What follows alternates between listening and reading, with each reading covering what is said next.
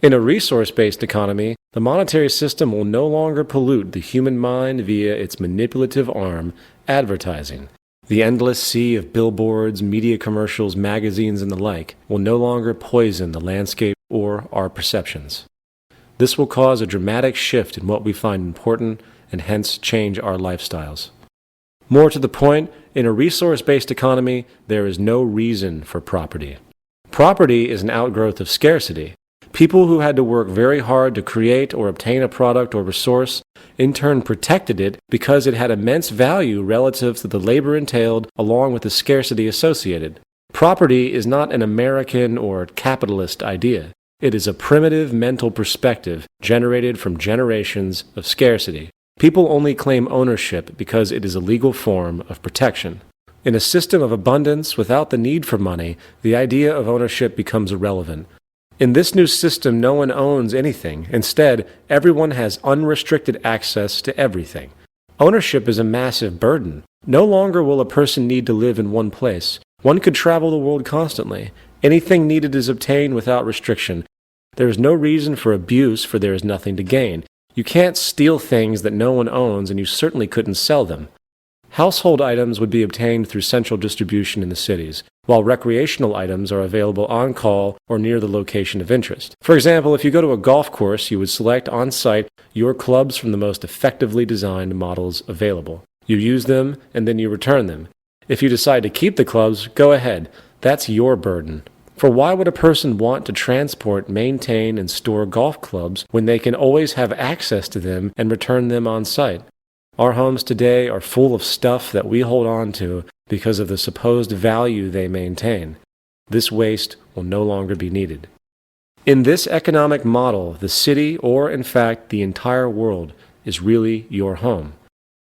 If you require an automobile for whatever reason, the car is made available for you. When you get to your destination, the satellite-based driving system will automatically make the car available for others to use, as opposed to sitting in some parking lot, wasting space and time. In society today, the need for property results in extreme product overlap and redundant waste.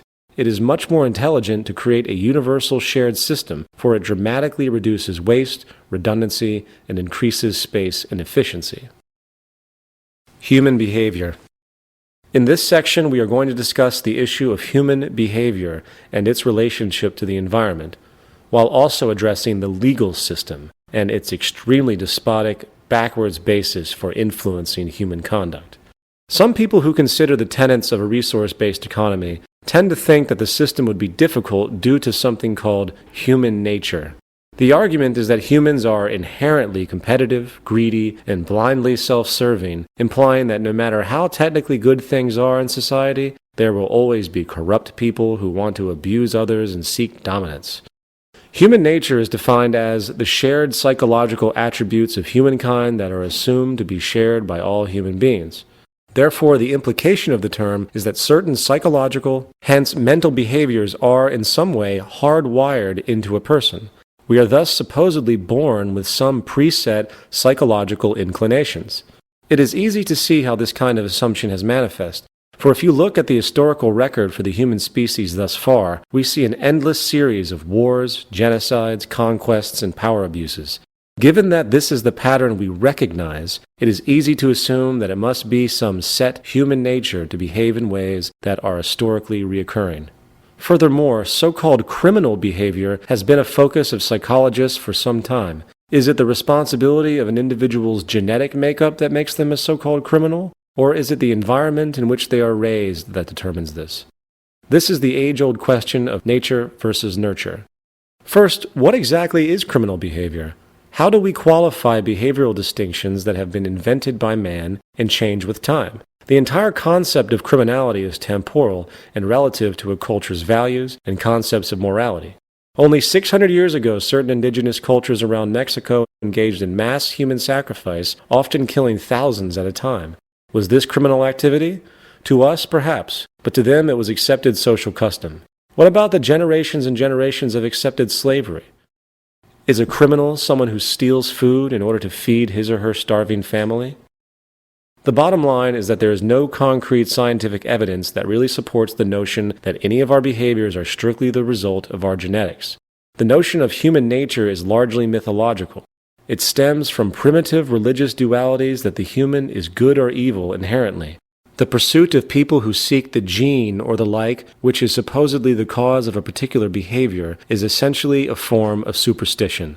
It is like a person being possessed by demons, which control their actions.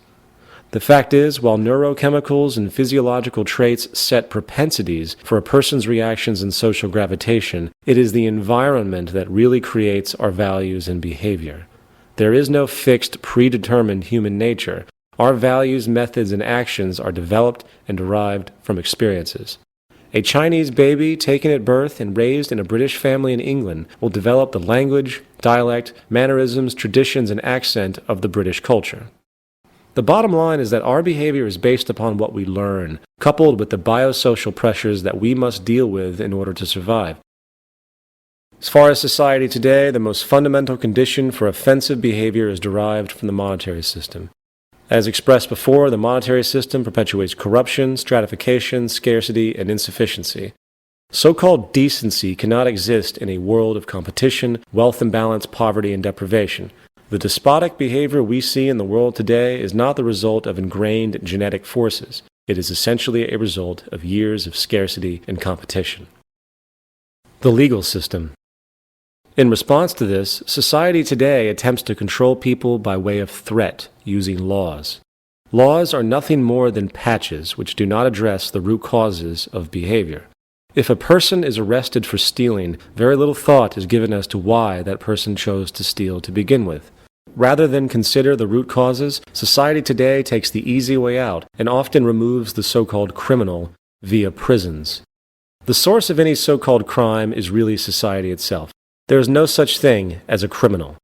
As repeatedly expressed, the monetary system generates corruption by its very construct. As the Merva and Fowl study presented previously clearly shows, socially offensive behavior is directly related to the socio-economic circumstances. The great majority of people in prisons come from deprived socio-economic positions. Therefore, if we want to alter the behavior of people, we have to alter the social conditions. We want to design out the flaws.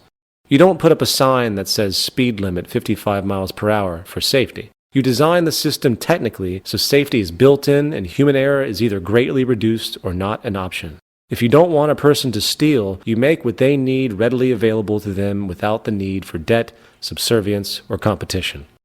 With the progress of technology today, we have the ability to create a new social system that can allow all people access to the necessities of life without a price tag, debt, or servitude.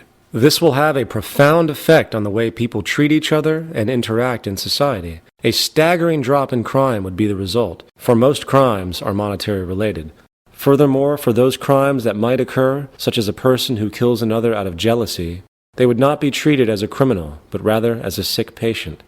Society will understand that people are products of their environment, and rather than condemn the person to a cold, concrete cell, social scientists, psychologists, and sociologists will heavily research the cultural causes that generated the killer's behavior and consider those conditions that need to be altered, often through education.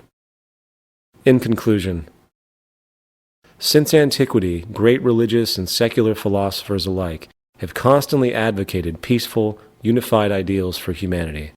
From Christianity to Hinduism, the idea of seeing others as yourself is a long-standing disposition. Sadly, one glance at society today makes one wonder why the idea of universally valuing and respecting your fellow human being and working together has never taken root. Today's self-interest, money-oriented society creates an environment that refuses to allow for the universal caring and account of another. This system is based on the perpetuation of oneself at the expense of others, and therefore it will never allow for a